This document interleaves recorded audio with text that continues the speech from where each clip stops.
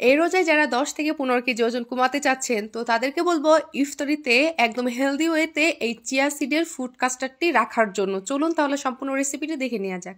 আসসালামু আলাইকুম এভরিওয়ান, কেমন আছেন সবাই? তো এই রেসিপিটা তৈরি করার জন্য আমাদের প্রথমে লাগবে টক দই। টক দইয়ের ব্যাপারে কি বলবো, টক দইয়ের ব্যাপারে তো অনেকেই জানেন যে এটা হচ্ছে আমাদের ওজন কমাতে, ফ্যাট বার্ন করতে অনেক সাহায্য করে, কারণ টক দইয়ের মধ্যে 61% ফ্যাট বার্ন করে এবং 22% সামগ্রিক ওজন কমাতে কিন্তু সাহায্য করে। আর এছাড়াও কিন্তু টকদের মধ্যে থাকা ক্যালসিয়াম কর্টিসলকে তৈরি করতে দেয় না, আর কর্টিসলের কারণে কিন্তু আমাদের শরীরের ফ্যাট জমে। তো তারপর হচ্ছে এই চামচের 2 চামচ হচ্ছে চিয়া সিড দিছি পরিমাণ মতো, আর এটাকে দিয়ে ভালো করে হচ্ছে মাখিয়ে নিতে হবে। চিয়া সিড কিন্তু আমাদের ওজন কমাতে সাহায্য করে, আর চিয়া সিডকে নাম দেওয়া হয়েছে সুপার ফুড, কারণ এর মধ্যে হচ্ছে প্রচুর প্রচুর প্রচুর পরিমাণে হচ্ছে নিউট্রিয়েন্টস থাকে, যেমন হচ্ছে omega 3 fatty acid, fibre, iron, potassium, calcium, মানে এমন কিছু নাই যে চিয়া সিডের মধ্যে নাই। তো এটা কিন্তু আমরা যখন ডায়েটে থাকি তো এটা আমাদের জন্য খুবই কার্যকরী, মানে এটা রাখতেই হবে।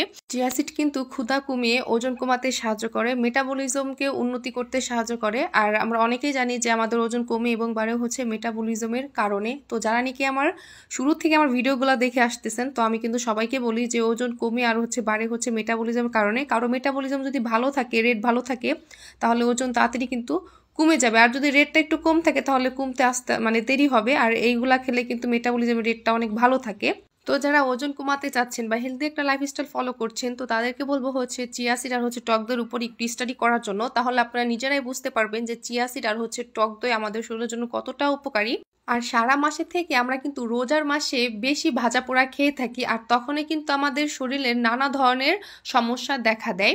কারণ আপনি একটা জিনিস ভাবেন যে আপনি সারা দিন না খেয়ে রয়েছেন, তারপরে হঠাৎ করে আপনি যদি ছোলা মুড়ি তারপরে হচ্ছে পেঁয়াজু ডুবো তেলে খাবার দিয়ে আপনি যদি ইফতারিটা করেন, তাহলে আপনার শরীরে কত ধরনের ক্ষতি হতে পারে।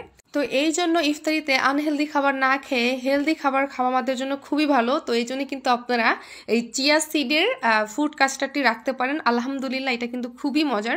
তো এখানে হচ্ছে আমি বিভিন্ন ধরনের ফল দিচ্ছি, আপনারা চাইলে যে কোনো একটা ধরনের ফল দিতে পারেন, আর খেজুর তো অবশ্যই দিবেন। তো চিয়া সিডের সাথে টক দইটা কিন্তু আমি ভালো করে হচ্ছে মাখিয়ে রেখেছিলাম, 2 ঘন্টার জন্য ফ্রিজে রেখে দিবেন। আর টক দইটা কিন্তু অবশ্যই ঘরে পাতা টক দইটা ব্যবহার করবেন, বাহিরের টক দইটা কিন্তু অতটা ভালো না। আর এই টক দইয়ের রেসিপি কিন্তু আমার পেজে আছে, চাইলে কিন্তু দেখে নিতে পারেন। আর এই রোজায় যারা 10 থেকে 15 কেজি ওজন কমাতে চাচ্ছেন, তো রোজার ডায়েট চার্টও কিন্তু আমার পেজে আছে, চাইলে দেখে নিতে পারেন। আর যারা বাহিরে বা অফিসে ইফতার করা হয়, তো তারাও কিন্তু এই ফুড কাস্টার্ডটি নিয়ে যেতে পারেন চিয়া সিডের।